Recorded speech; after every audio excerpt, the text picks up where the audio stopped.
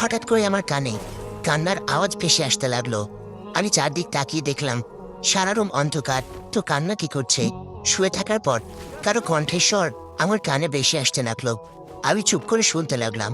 কিছুক্ষণ শোনার পর আমি বুঝে গেছি এটা কার কণ্ঠ। হালকা ডিম লাইটের আলোতে বোঝা যাচ্ছে যে ও জায়নামাজে বসে আছে আর মনোযোগ ধরে কান্না করছে।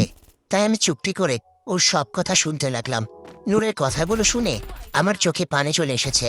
কেন আমার চোখ দিয়ে পানি পড়ছে তা আমি জানি না। নূরের মোনাজাতের সব কথাই আমি শুনতে পেয়েছি। আমি এতটুকু বুঝতে পেরেছি আমার চেয়ে ওর বাচ্চার জন্য বেশি কান্না করছে। নূর মোনাজাত শেষ করে আরো কান্না করতে লাগলো। ওর কান্না দেখে আমার বুকের মধ্যে চিনচিন ব্যথা হতে লাগলো। আমার কাছে প্রচন্ড খারাপ লাগছে।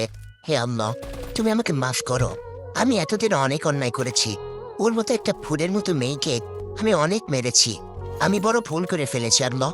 আজ থেকে আমি তোমাকে আর কোনো কষ্ট দেব না নূর। তোমাকে আমি কখনোই কান্না করতে দেব না নূর। তোমাকে আমি স্ত্রীর মর্যাদা দিয়ে আমার মনের রানী বানিয়ে রাখবো। আর সব খারাপ কাজ আমি ছেড়ে দিব। এটা আমার ওয়াদা। কথাগুলো রাহাত মনে মনে বলল। নূরজাহান কিছুক্ষণ কান্না করে সেখানেই ঘুমিয়ে পড়ে। আমি বিছানা থেকে উঠে নূরের কাছে গেলাম। হালকা আলোতে ওর চেহারা অল্প অল্প দেখা যাচ্ছে। চেহারা কান্নার কারণে লাল হয়ে গেছে, চোখ ফুলে গেছে। আমি নূরকে কোনো রকমে করে উঠে নিলাম। তার জন্য ভাঙা বাটায় একটু ব্যথা পেলাম। সেটাকে পাত্তা না দিয়ে কুলি করে বিছানায় শুয়ে দিলাম। আর আমিও শুয়ে নূরকে আমার বুকের মাঝে জড়িয়ে ধরলাম। নূরের কপালে চৌ দিয়ে আমিও ঘুমিয়ে গেলাম। নূরজাহান আজ বেশি ঘুমিয়েছিল, তাই ফজরের আজান শুনতে পাইনি। সকালে নূরজাহানের ঘুম ভেঙে যায়। নূরজাহান চোখ মেলে তাকিয়ে দেখে ও রাহাতের বুকের মধ্যে ঘুমিয়ে আছে। আর রাহাত ওকে পরম যত্নে জড়িয়ে ধরে ঘুমিয়ে আছে। নূরজাহান কিছুক্ষণ রাহাতের ঘুমন্ত মুখের দিকে তাকিয়ে রইল। ঘুমন্ত অবস্থায় রাহাতকে নিষ্পাপ বাচ্চাদের মতো দেখাচ্ছে। নূরজাহান চোখ সরিয়ে নিয়ে উঠতে যাবে, তখন রাহাত বলল, নূর, এত নড়াচড়া করছো কেন? একটু ঘুমাতে দাও। নূর পাখি ঘুমজড়িত কণ্ঠে আস্তে চোখ বন্ধ করে বলল। নূরজাহান এই কথা শুনে অবাক হয়ে যায়। নূর পাখি ডাকটা শুনে আরো বেশি অবাক হয়। নূরজাহানের চোখ দিয়ে পানি গড়িয়ে পড়ল। রাহাতের বুকের মধ্যে গরম কিছু অনুভব করতে লাগলো। তাই চোখ পেতে তাকিয়ে দেখে নূরজাহান কান্না করছে। রাহাত চিন্তিত হয়ে বলল, নূর পাখি, কি হয়েছে তোমার? কোথায় ব্যথা করছে? বলো বলো আমাকে। চিন্তিত হয়ে নূর গাড়ে এবং গায়ে হাত দিয়ে বলল, নূর কিছুই করছে না, শুধু কেঁদেই যাচ্ছে। এটা দেখে রাহাত আরো কাঁপতে যায়। কি হয়েছে বলো নূর পাখি, কান্না করছো কেন? নূর মনে মনে আল্লাহর কাছে হাজার শুকরিয়া আদায় করছে আর কাঁদছে। আল্লাহ ওর ডাকে সাড়া দিয়েছে, ওর মনের আশা পূরণ করেছে। কিছু হয়নি প্রিয় স্বামী, আমি তো খুশিতে কাঁদছি। সেটা আমি আপনাকে কিভাবে বোঝাবো? কথাগুলো নূরজাহান মনে মনে বলল। তাহলে কান্না করছো কেন? আবার যদি কান্না করতে দেখেছি তাহলে আমার চেয়ে খারাপ আর কেউ হবে না। কথাটা মনে রেখো। রাদি কণ্ঠে কথাগুলো বলে নূরকে জড়িয়ে ধরে। নূর আজ খুশি। নূরও রাহাতকে জড়িয়ে ধরে। প্রিয় স্বামী, আপনি এবার উঠে ফ্রেশ হয়ে নিন। আমি আপনার খাবার নিয়ে আসছি। তার আর দরকার নেই। আমি নিচে গিয়ে সবার সাথে খাবার খাবো। তুমি যাও, ফ্রেশ হয়ে নিচে গিয়ে সোজা চেয়ারে বসে খাবার খেতে শুরু করো। আর হ্যাঁ, রান্নাঘরে গিয়েছো তো আমি তোমার পা ভেঙে রেখে দেব। নূর বিছানা থেকে উঠে পাশের রুমে গিয়ে ফ্রেশ হয়ে নিচে নেমে টেবিলে গিয়ে বসে পড়ে। রিনা বলল, বাবা, আজ দেখি বলার আগেই খেতে বসে গেছো ভাবি। তা তোমার ওভেনটা বরটা কই? সে কি নিচে আসবে নাকি খাবার উপরে দিয়ে আসতে হবে? আমি এসে গেছি। আজ থেকে এখানেই বসে খাবার খাবো সবার সাথে। আর চুন নেই, তুই বেশি কথা বলবি না। আর হাতের এই কথা শুনে রিনা জুস খাচ্ছিল, সাথে সাথে বিষুম খেলো। তার কথা শুনে সবাই অবাক হয়ে তাকিয়ে আছে রাহাতের দিকে। রাহাত বলল, আস্তে খা, তোর খাবার কেউ নিয়ে যাচ্ছে না। রিনার দিকে পানি এগিয়ে দিয়ে বলল।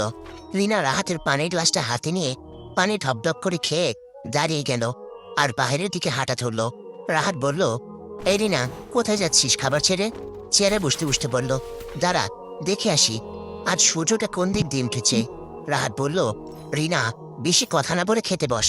রিনা দৌড়িয়ে বাহিরে গিয়ে এসে ফট করে চেয়ারে বসে পড়ল।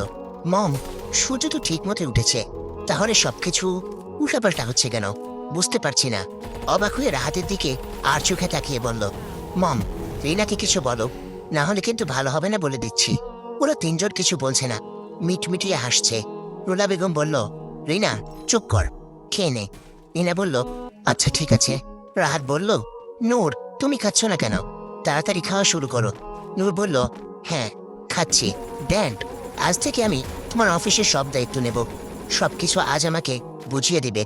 এবার মাসুম খান ছোটখাটো একটা বিষম খেল, মাথায় হাত দিয়ে থাপ্পড় দিতে দিতে পানি খাচ্ছে। কি হয়েছে বুঝতে পারছি না, তোমরা আজ আমাকে এভাবে দেখছো কেন, আর এসব বিহিত কেন করছো? আমি কি এলিয়েন নাকি? মাসুম খান বলল, রাহাত তোমার শরীর ঠিক আছে তো বাবা? অবাক হয়ে বলল, হ্যাঁ অবশ্যই ঠিক আছে। কেন? না মানে এমনি। রাহাত আর কিছু বলল না। সবার খাওয়া হয়ে গেছে। রাহাত চেয়ার থেকে উঠে বলল, ড্যাড তুমি রেডি হও, আমি রেডি হয়ে আসছি এখনই। আর নূর পাখি উপরে আসো তাড়াতাড়ি। এটা বলে উপরে চলে গেল। রাহাত যাওয়ার পর রুনা বেগম ও মাসুম খান কান্না ধরে রাখতে পারল না, কেঁদেই দিল। নূর বলল, বাবা মা আপনারা কাঁদছেন কেন? টিনা তুমিও কাঁদছো? রুনা বেগম বলল, মারে তোকে যে কিভাবে বলে বোঝাবো তার ভাষা খুঁজে পাচ্ছি না। মাসুম খান বলল, এটা যে খুশির কান্না মা। টিনা বলল, জানো ভাবি, আজ থেকে 3 বছর আগে আমরা এভাবেই হাসি ঠাট্টা করে সকালে নাস্তা সারতাম, কিন্তু যখন থেকে ভাইয়ের নেশা করা শুরু করেছে তখন থেকে আমাদের সাথে ভালো করে কথা বলতো না, আমাদের সাথে খেতে বসতো না, সবসময় বাইরেই খেত। কিন্তু আজ আমার ভাইয়াটা আবার আগের মতো হয়ে গেছে। সবই তোমার জন্য ভাবি। এভাবে বলো না রিনা, আল্লাহর রহমতে তোমার ভাই আজ ভালো পথে ফিরে এসেছে। হ্যাঁ রে মা, আল্লাহর দরবারে লাখ লাখ শুকরিয়া আদায় করে। চোখ মুছে রুমা বেগম বলল। রাহাত বলল, নূর, এই নূর পাখি কি হলো, আসছো না কেন? জোরে ডাক দিল। নূর উপরে চলে গেল। আজ সবাই অনেক খুশি, একে তো নতুন মেহমান আসছে, তার উপর রাহাত পুরোপুরি ভালো হয়ে গেছে। নূর উপরে গিয়ে দেখে রাহাত কালো প্যান্ট সাদা শার্ট পরেছে। দেখতে ভালোই লাগছে রাহাতকে। রাহাত হাতে ডাই নিয়ে আয়নার সামনে দাঁড়িয়ে বাঁধার চেষ্টা করছে। এতক্ষণ লাগে নাকি নিচ থেকে উপরে আসতে? যাই হোক, এখানে আসো নূর পাখি, আমার টাইটা বেঁধে দাও। প্রিয় স্বামী, আমি তো এটা বাঁধতে পারি না, এদিকে আসো, আমি তোমাকে শিখিয়ে দিচ্ছি। আর কাল থেকে তুমি সবসময় টাই বেঁধে দেবে। নূর রাহাতের কাছে গেল। রাহাত নূরকে টাই বাঁধা শিখিয়ে দিল। তারপর যাওয়ার আগে নূরের কপালে চুমো দিয়ে গেল আর বলে গেছে কোনো কাজ যেন না করে। নূরও লক্ষ্মী মেয়ের মতো রাহাতের কথা মতো কোনো কাজ করলো না। রাহাত অফিসে থাকা অবস্থায় ওর বন্ধুরা ওকে অনেকবার কল দিয়েছিল, কিন্তু রাহাত কল রিসিভ করেনি। রাহাত অফিস থেকে এসে দেখে নূর নামাজ পড়ছে, তাই রাহাত ফ্রেশ হয়ে এসে নূরের জন্য বসে আছে। নূর নামাজ শেষ করে উঠে এসে রাহাতের গায়ে ফু দিল। রাহাত নূরের কোমর জড়িয়ে ধরে বলল, নূর তুমি সবসময় লুকিয়ে লুকিয়ে দোয়া পড়ে ফু দিতে, তাই না? নূরের ঘাড়ে মাথা রেখে বলল, প্রিয় স্বামী, আপনি কি তা টের পেতেন? পেতাম, কিন্তু এত বেশি পাত্তা দিতাম না। আজ যখন তুমি আমার সামনে এসে ফু দিলে তখনই আমি বুঝে গেছি যে তুমি আমার গায়ে ফু দিতে। ও আচ্ছা, একটা কথা বলি, ভয়ে ভয়ে বলল। হ্যাঁ বলো নূর পাখি। না মানে আপনি কি নামাজ পড়তে পারেন? রাহাত বলল, হ্যাঁ পারি তো। কেন? তাহলে আজ থেকে মসজিদে নামাজ আদায় করতে যাবেন কি? অবশ্যই যাব, তুমি যখন বলেছ আমি যাব মসজিদে নামাজ পড়তে। এখন চলো নিচে গিয়ে খাবার খেয়ে আসি। চলেন প্রিয় স্বামী। ওরা নিচে গিয়ে খাবার খেয়ে উপরে চলে আসে। রাহাত নূরকে বলেছে হাদিসের বই পড়ে শোনাতে, তাই নূর হাদিসের বই পড়ে রাহাতকে শোনাতে লাগলো। রাহাত নূরের কোলে মাথা দিয়ে পরম যত্নে শুনতে লাগলো। রাহাত শুনতে শুনতে এক পর্যায়ে ঘুমিয়ে পড়ে। নূর তাকিয়ে দেখে রাহাত ঘুমিয়ে গেছে, তাই বই বন্ধ করে রাহাতকে বালিশে শুইয়ে দিয়ে কপালে চুমু এঁকে দেয়। এভাবেই ওদের সময়গুলো কাটতে লাগলো। রাহাত প্রতিদিন নূরজাহানের কোরআন তেলাওয়াত শুনে ঘুম ভাঙত, আর মাঝে মাঝে কিছু কিছু বিষয়ে হাদিস রাহাতকে শোনাতো। রাহাত তো এখন পুরোপুরি ভালো হয়ে গেছে, এখন আর নেশা করে না, ক্লাবেও যায় না। রাহাত নামাজ পড়তো, কিন্তু ফজরের নামাজ পড়তে একটু কষ্ট হতো। রাহাত সারাদিন অফিসের কাজ করে ক্লান্ত শরীর নিয়ে যখন বাসায় ফিরত, তখন নূরের চেহারা দেখে ওর মুখে প্রিয় স্বামী ডাকটা শুনে ওর সব ক্লান্তি দূর হয়ে যেত। রাহাত নূরকে অনেক ভালোবাসতো, 1 মিনিটও না দেখলে পাগল হয়ে যেত। নূরও রাহাতকে তার দ্বিগুণ ভালোবাসত। এভাবে দিনের পর দিন, মাসের পর মাস ওদের ভালো সময়গুলো কেটে যেতে লাগলো। কিন্তু কথায় আছে না, মানুষের ভালো সময় বেশি দিন থাকে না, ঠিক এইরকমই ওদের সাথে হয়েছে। হঠাৎ করে নূরের পেইন উঠল। ওরা নূরকে হাসপাতালে নিয়ে গেল। হাসপাতালে নিয়ে যাওয়ার পর ডাক্তার নূরকে আইসিইউতে নিয়ে গেল। নূরের অবস্থা খুব খারাপ ছিল। মাসুম খান রাহাতকে কল করে নূরের কথা বলে দিয়েছে। রাহাত নূরের কথা শুনে 1 মিনিটও দেরি না করে হাসপাতালের উদ্দেশ্যে বেরিয়ে পড়ে।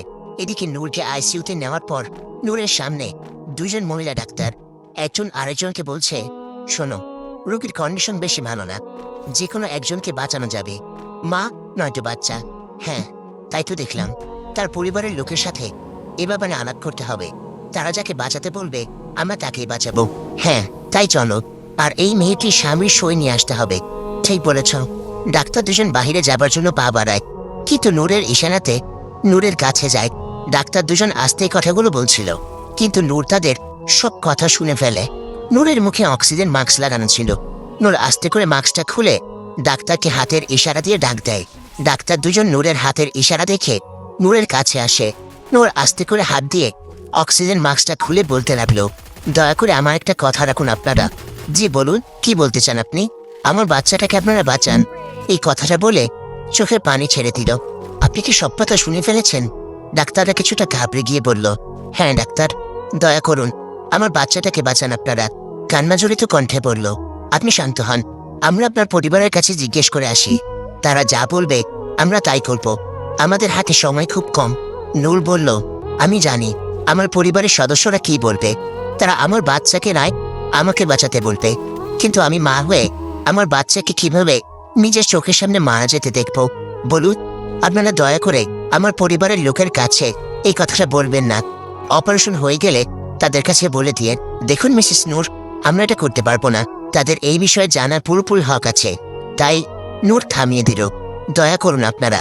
আমি এই দুনিয়ার আলো বাতাস দেখেছি, এই দুনিয়ার শান্তি ভোগ করেছি, কিন্তু আমার বাচ্চাটা কিছুই দেখেনি। আর এখন যদি আসার আগে এই দুনিয়া ছেড়ে চলে যায়, তাহলে আমি একটি মা হয়ে কিভাবে এটা সহ্য করব বলুন? আপনাদের পায়ে পড়ছি, দয়া করে আমার বাচ্চাটাকে এই দুনিয়ার মুখ দেখার সুযোগ করে দিন। ওকে ওর বাবার ভালোবাসা থেকে বঞ্চিত করবেন না, আল্লাহর দোহাই লাগে। কান্না করতে করতে বলল। ডাক্তার দুজন নূরের কথা শুনে খুব খারাপ লাগলো। ঠিক আছে, আমরা আপনার বাচ্চাকেই বাঁচাবো। নার্স, অপারেশনের সব ব্যবস্থা করো। আপনাদের কাছে আমি ঋণী হয়ে গেলাম। এভাবে বলবেন না। সব মানাই চায় তার ছেলে মেয়ে সুস্থভাবে দুনিয়াতে আসুক, কিন্তু আপনার মতো মা খুব কম দেখেছি আমি। আপনি এই প্রথম যে কিনা তার সন্তানকে নিজের বিনিময়ে দুনিয়াতে আনার জন্য ব্যাকুল হয়ে গিয়েছেন। ধন্যবাদ আপনাদের। ডাক্তারদের অপারেশনের সব ব্যবস্থা করা হয়ে গিয়েছে। এখন শুধু রাহাতের আশায় পালা।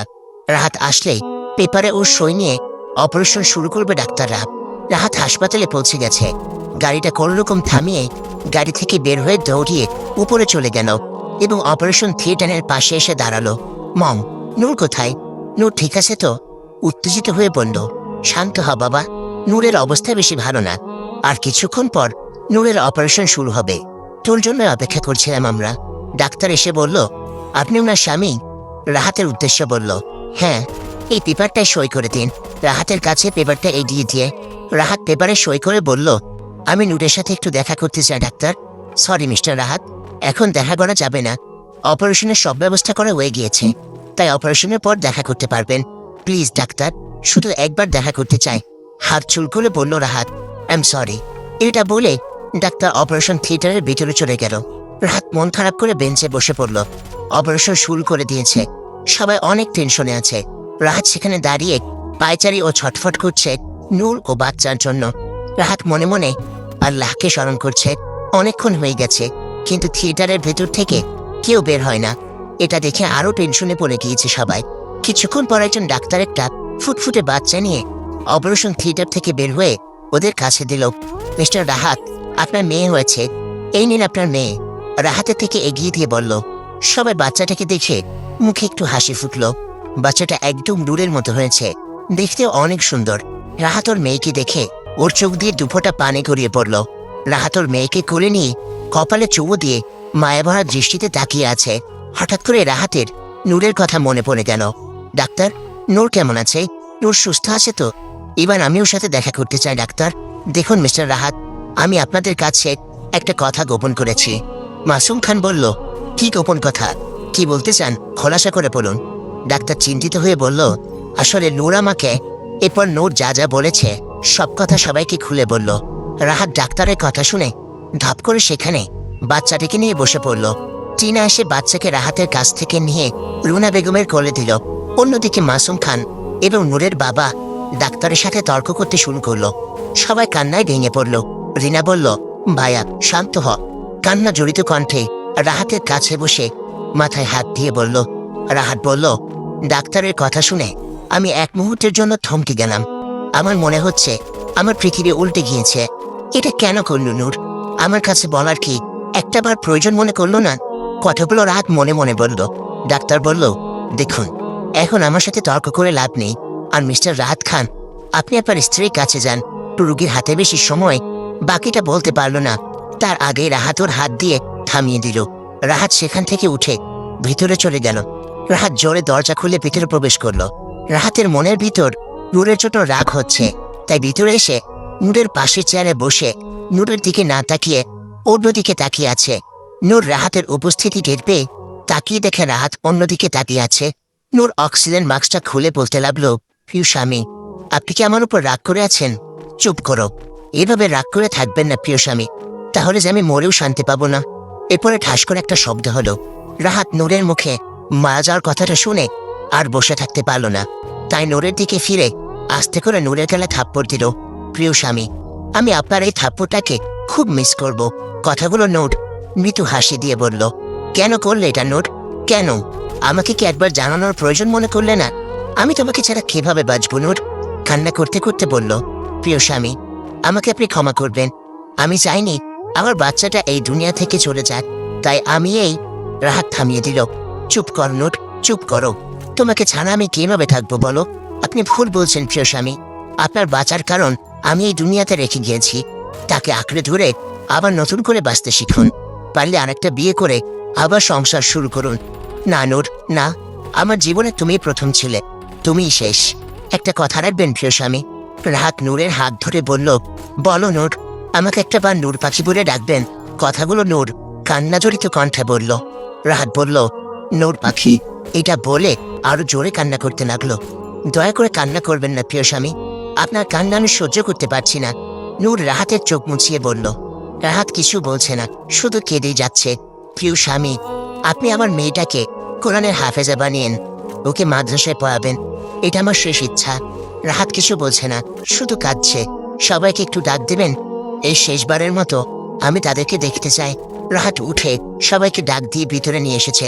নূরের মা বাবা, ভাই, মাসুম খান, রোরা বেগম, রিনা। রিনার কোলে ছিল নূরের মেয়ে। সবাই ভিতরে এসে নূরকে দেখে কান্না করতে লাগলো। নূর তাদেরকে দেখে একটু মুচকি হাসি দিল। তারপর রাহাত ও মেয়ের দিকে তাকিয়ে আস্তে করে চোখ বন্ধ করে ফেলল। নূরের শরীর দুটা ঝাঁকি দিয়ে নিস্তেজ হয়ে গেল। রাহাত দৌড়ে নূরের কাছে এসে বলল, নূর, এই নূর, কি হলো? ডাকছি, শুনতে পাচ্ছ না? আরে তোমার সাথে আমার আরো কথা আছে। নূর, উঠছো না কেন তুমি? আমার কিন্তু ভীষণ রাগ হচ্ছে। নূরকে ধাক্কা দিয়ে ডাকতে লাগলো। মম, নূরকে উঠতে বলো, আমার কিন্তু খুব রাগ হচ্ছে। নূর, মম, নূরকে জিজ্ঞেস করো, প্রতিদিন সকালে কে আমাকে কোরআন পড়িয়ে ঘুম বানাবে? প্রতিদিন কে আমাকে হাদিস পড়ে শোনাবে? প্রতিদিন রাতে আমাকে কে খাইয়ে দিবে? কে আমাকে প্রিয় স্বামী বলে ডাকবে? অফিস থেকে ফিরে এসে কার চেহারা দেখে আমি ক্লান্তি দূর করব? মম, জিজ্ঞেস করছো না কেন? জিজ্ঞেস করো মম। রুনা বেগমের কাছে গিয়ে জোরে জোরে বলল কথাগুলো।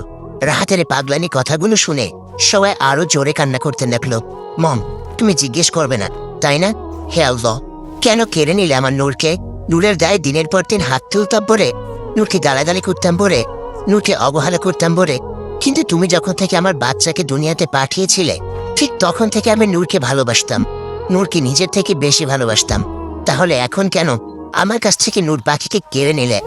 বলো, বলো আল্লাহ। উপরের দিকে তাকিয়ে জোরে চিৎকার করে নিচে বসে বলল। রাহাতের এই চিৎকারে হাসপাতালের সবাই সেখানে জড়ো হয়ে গেছে। সেই ডাক্তার দুজন রাহাতের পাগলামো দেখে কান্না করতে লাগলো। রাহাত চোখ মুছে নূরের কাছে গিয়ে নূরকে বুকে নিয়ে নূরের সারা মুখে চুমু দিতে লাগলো।